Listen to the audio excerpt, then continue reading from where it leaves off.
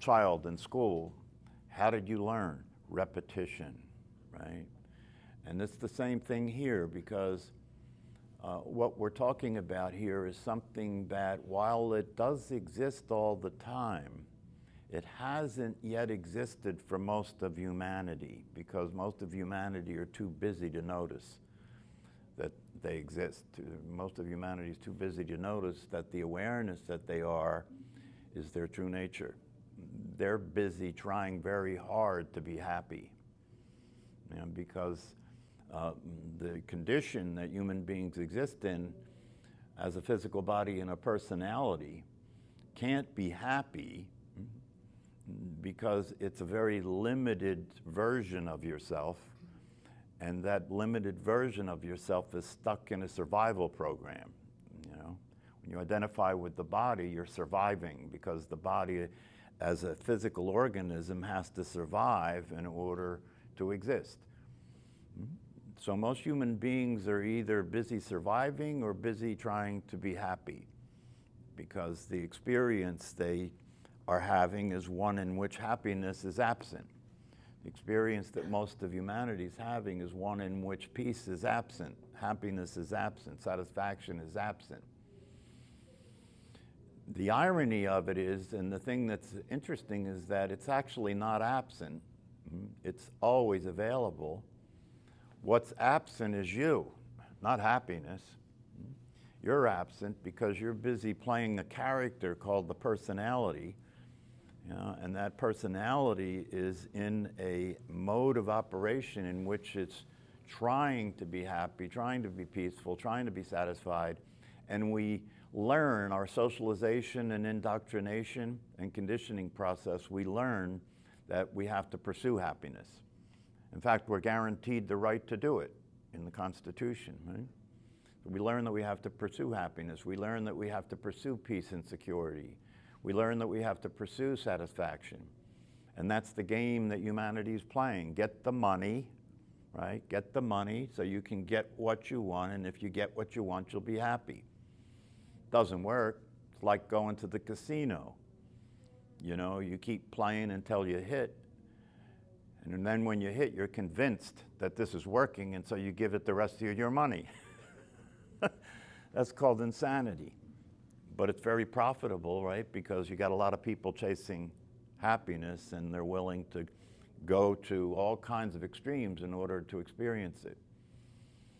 Go to all kinds of extremes in order to experience being alive, to experience the excitement of being alive. So people will bungee jump to experience the excitement of being alive. When that excitement of being alive is available at all times, if you come out of the dream you're having, if you come out of the numbed out state that you're in and start to experience the fact that what you are is alive, what you are is exciting, what you are is infinitely interesting, what you are is amazing, what you are is wonderful, what you are is peaceful, what you are is happy without doing anything to be happy. It's just the natural state, being happy and satisfied. But it's not available when you continue to think that you're something that you're not. It's not available when you continue to believe that you're this limited identity called a personality. And it's easy to believe that because 8 billion people are believing that and trying to get happy, trying to find peace. So it's easy to believe that because that's the direction the flock is flying, isn't it? That's the direction the herd's running.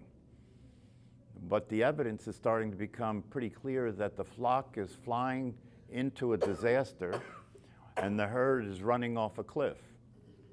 So, buyer beware. If you want to run with the herd, be prepared for tragedy. Because a life that's led asleep, a life that's led stuck in a limited personality is a life of suffering that will end in tragedy. That's the truth. Right? And it's important to hear that. It's important to see if you can let that digest, see if you can swallow that, at least get it halfway down, so that these practices are meaningful and you understand that You know, everything you've ever wanted has been available all along.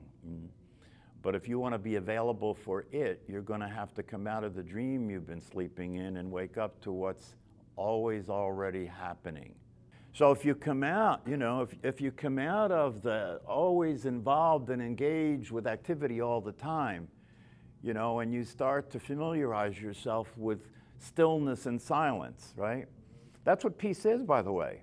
Stillness and silence is peace. And the awareness that is our true nature is always still and always silent, therefore it's always in peace. You know, when I say the awareness that is our true nature, you know, that's a way of talking, but the reality of it is, the awareness is not your true nature. The awareness is all there is. The awareness is what you are. I say it that way because when people start to practice meditation and learn about this, there is this apparent transition, there's this apparent trip, there's this apparent journey, there's this apparent path that we travel and walk on. I say apparent because it's not actually there, right? It appears to be there because as a personality, right, the first thing the personality does is conclude, well, this is very interesting. I like what I'm hearing. It sounds like everything I've ever wanted, but it's not true for me right now. Therefore, I have to change. Therefore, I have to get somewhere. I have to get from where I am to the place you're talking about. So a lot of the teachers kind of, to speak to that process, walk the path type of thing, just to give you a way of functioning with this process. But the reality of it is, there is no path, and there is no changing of anything, because you're already there. You've never been anywhere else. You've never actually even been a personality. It appears to you that you're a personality, it appears to you that you're a physical body, but you've never actually been a personality because awareness is the truth. The personality is awareness in drag. The personality is awareness that has taken the form of a person in order to function in the world. That's all. It's not that deep, it's not that difficult, right? Yeah, and so when you start to get that, you realize that the ultimate practice is not the ultimate practice is not the practice. The ultimate practice is not the practice because why would you have to practice something that's already true? Why would you have to practice experiencing something that's already happening? Well, you have to practice it because you've got to come out of a dream that you're dreaming. And right, so it seems like practicing will be a way of coming out of that dream and realizing what's really going on. And so that means that we're going to do this in time, right? We're going to get from point A to point B, right? But somewhere along that process, if you walk the path and you do the practice, somewhere along that process, a miracle happens. Somewhere along that process, if you're committed and dedicated and you're persistent in these teachings and understandings and practice, somewhere along that practice, a miracle happens, and what happens is you disappear. Right? You disappear. What do I mean by that? Well, the idea that you have about who you are, called the personality, never actually existed, right? Never actually existed. That's why if you move your attention from the thinking activity to being aware of the body breathing, you're depriving the mental state of continuing to generate an illusion. That's what you're doing. You're depriving the mental state from continuing to generate a hallucination, to continue to generate a dream. And what I mean by that is the thinking activity is an activity that has you believe that you're the voice in your head. And once you believe you're the voice in your head, you've eaten the forbidden fruit. Once you believe you're the voice in your head, you've taken the pill to go to sleep and start dreaming. Right? And once you believe you're the voice in your head, then you identify yourself with the thinking activity, and you believe that thinking is a reflection of reality. This is a huge mistake. Thinking is not a reflection of reality. Thinking is an interpretation of what's happening based on your past experience and conditioning, right? And it's corrupt. Thinking is corrupt. It's taking what's happening and turning it into a version of that fits your past experience. In the last class, I was talking about this older gentleman, right, that he was getting upset. He was getting upset when he was listening to me talk because he thought that what I was talking about didn't make any sense. He had put all his eggs in the basket of what his thinking told him was true. And then I started talking about something that has nothing to do with what you think. I started talking about something that can only be understood and realized by being awake and seeing it clearly for what it is. And you can't be awake and see it clearly for what it is if you're totally committed to using thinking as a way of understanding, using thinking as a way of knowing. It's corrupt. All you have to do to see how corrupt it is to realize that when you're involved in a relationship with somebody and you're depending on being able to be in communion with them, depending on being able to be in agreement with them so you can function effectively, right? And you start to discover that they're not seeing things the way you see things. They think things are different than the way you think things are. Now you got conflict. This is the way of the world, you know? What takes years is to get over your attachment to the lie. It takes years to get over your attachment to the idea that thinking is really powerful and valuable and useful. It's not that it has no value. No, that's the thing that makes the whole process confusing. Thinking has a limited value. When you're using it to do practical things, it works. Most of the time, you're not using it to do practical things. Most of the time, it's using you to be upset. Most of the time, it's using you to avoid anything that's uncomfortable. It's using you to keep chasing after happiness and pleasure. Everybody can participate regardless of where you're at the moment. And given wherever you're at the moment, and given whatever it's going to take for you to wake up, right, you start to do the practice with the commitment and the persistence and the dedication to the truth, okay? And if you keep doing the practice, right, you will wake up. It's inevitable for you to wake up at some point. There's nothing else that could possibly happen. Right? It's inevitable for you to wake up. And when you wake up depends on a complexity of factors that you can't and I can't necessarily know, right? Some people never practice meditation at all, fall and hit their head and wake up. You know, that happens. Some people don't do anything. Some people wake up and when things are the worst that they could ever be, like Eckhart Tolle was about to kill himself and he woke up. So a lot of people wake up when tragic things happen, you know, when there's a loss of somebody that they loved, when they get a diagnosis for a terminal illness, or they get into a serious accident. Something shocks, you know, a shock to the system, you know, a shock to your life, a shock to your reality, throws you into a state of desperation, you know. I thought what I thought was the truth. And now I'm coming to see that the truth is not something you think, truth is not something you think, the truth is something you see when you're awake. It's as simple as that. And the truth works. That's why these practices work, because the truth works. If you do meditation the way it's meant to be done, and if you study these teachings consistently over time, it's inevitable. It's inevitable. Even if you come to the understanding that death isn't real, which is part of what you come to realize, even if you come to the understanding that death isn't real, but you're still afraid to die, and you're still identified with the physical body, that's okay. That's okay, right? Because if you accept that the truth is true, right? Even if you're afraid to die and you're identified with the body, if you accept that the truth is true, you know that when that happens, everything's going to be fine. And if you keep practicing being aware, you will gradually get to the point where the fear of death will subside. It'll subside. And when I say it'll subside, what I mean by that is the fear that you have that you will disappear. The fear that you have that you will no longer exist will subside because it's not true. And even though there may be some residual fear that comes up in the body because the body's programmed to survive, and so it uses fear as an energy form for you to do what you need to do to escape being killed.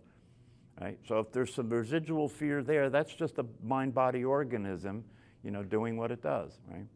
But you don't have to identify with it or relate to it like it's based on anything real. You can relax. That's the key. You know, the purpose of all of this practice and all of these teachings is so that you can relax. You can relax. You can be at peace. You can understand that there's nothing you need to do to be happy. There's nothing you need to do to be happy. There's nothing you need to do to be peaceful. Peace and happiness are your nature. You are peace. You are happiness. You are life. You are existence. And the deeper you take it in terms of the teachings, right, the clearer it becomes to you that what you want more than anything is available at all times. And when that's clear to you, then when you're in the middle of your life and you're facing things that would normally be very disturbing and upsetting, right, you can find yourself being at peace. You can find yourself able to relax and totally let go. Let everything flow. Let yourself flow. Life is flowing, and you are life, right? So if you just let yourself flow, everything will work itself out. Your true nature as awareness is self-correcting. This is very important. Your true nature as awareness is self-correcting. What I mean by that is if you make a mistake, right, but you're aware of it, right, there's nothing you need to try and force yourself to do, right? It'll resolve itself in the natural course of life itself. That's how awareness works. So that the problems that you've been struggling with or trying to change, problems that you've been dealing with in your life, that you've been coping with or trying to change, you know, clear up in the process of living itself. You don't have to do anything. If you're living awake, because you're awake, you see things as they are, you stop doing the stupid shit that doesn't work. Because you see that it's stupid shit that doesn't work, right? If you keep repeating the stupid shit that doesn't work, it must be because you don't see that it's stupid shit that doesn't work. And you keep justifying and explaining it, you know, as if those explanations and justifications change the truth. It doesn't change the truth. What works, works, and what doesn't work, doesn't work. If you're awake, you start seeing that very clearly. You stop repeating stupidity. You stop repeating the mistakes that you've been making that keep causing you negative consequences. And your life becomes a workable operation. You start to experience being at ease in life, at home in your body, free to express your love, you know, free to be related to other people without falling into conflict, free to enjoy your life, free to understand and accept that reality was not meant to torture you. Reality was not meant to cause you to suffer. No, the kingdom of heaven on earth is available when you wake up. What appears to be a difficult situation that you find yourself in becomes an interesting and exciting adventure when you wake up. It's a very different experience. Yeah, look at the Dalai Lama. The Dalai Lama is a model for awareness because as a little baby, he was given the right education. He was taught the truth from the very beginning. That's why if you ask the Dalai Lama, when he was told that people suffer from anxiety, he said, "What's that?" What's that? I don't know what that is. What does that mean? You know, it just didn't occur to him. Yeah, it's possible for people to wake up naturally. Like I said before, it's possible for people to be fortunate enough to be born into a family where there was a lot of love and support and a safe environment to experience yourself, you know, that type of thing. That's good fortune or good karma if you want to talk about it that way. Yeah, it's possible. But when you tell me somebody tells you they're happy all the time, I say it's possible, right? But I wouldn't necessarily accept that that's the truth about that person. I can't, there's no need or no point in my questioning what somebody says they're experiencing. But I would caution you to be careful about that because the ego's a tricky sucker.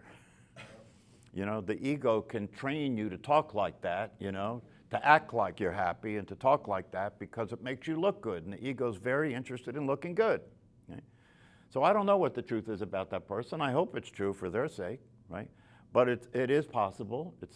The possibility exists right now for anybody in this room to wake up and experience a kind of happiness, satisfaction, and peace that doesn't stop. It's important for us to understand that. It's important for you to understand that you're already there. See, if you really get that that's the case, you're already there, that will really motivate you to want to have that experience consistently. And then you'll practice meditation and you'll study the teachings, right? So the light bulb that you are can light up. So you can be enlightened. Yeah, see, the idea that it takes a while and it takes discipline, you know, I say that here because I'm talking to personalities, and that's the way personalities see this. The truth is it takes no time at all, and it's so easy, it doesn't require anything. You see what I'm saying? But if you take that and run it through your mind, it turns into it's difficult and it takes time. That's the personality's way of interpreting everything. If I don't already have it, there must be something I have to do to get it. And if I have to do something to get it, right, that's called work. Here's my tip for the day. All right? If you want to totally dissolve the ego, all you have to do is allow yourself to be absolutely 100% clear that the ego doesn't actually exist. Just like your personality. Right? All you have to do to get out of being run by your personality is allow yourself to be absolutely clear that your personality is an illusion. It doesn't actually exist. It only exists when you think. If I ask you who you are and you tell me who you are because you tell me what you think, that's the personality's answer. Personality considers what it thinks to be true, doesn't it? Yeah. That's why all the people that are in this building right now are out there trying to get better instead of experience the truth. Because they already know, they're not going to waste their time with this. They already know the truth. They already know who they are. They already know what meditation is, and they don't need it. See, that's the thing. Listening to those talks and reading the material and listening to other good non-dual teachers, right, will keep you motivated to stay in this work, stay in these teachings, stay in these practices, right? So, because what you want to do is have a breakthrough. And by the way, sometimes the breakthrough happens during a breakdown. See, because when you break down, the personality and ego's weak. When you break down, right? So the membrane between the personality and the truth of your awareness, right? When you're in a breakdown state, that membrane is weak, so it can open. You know, you can have a breakthrough.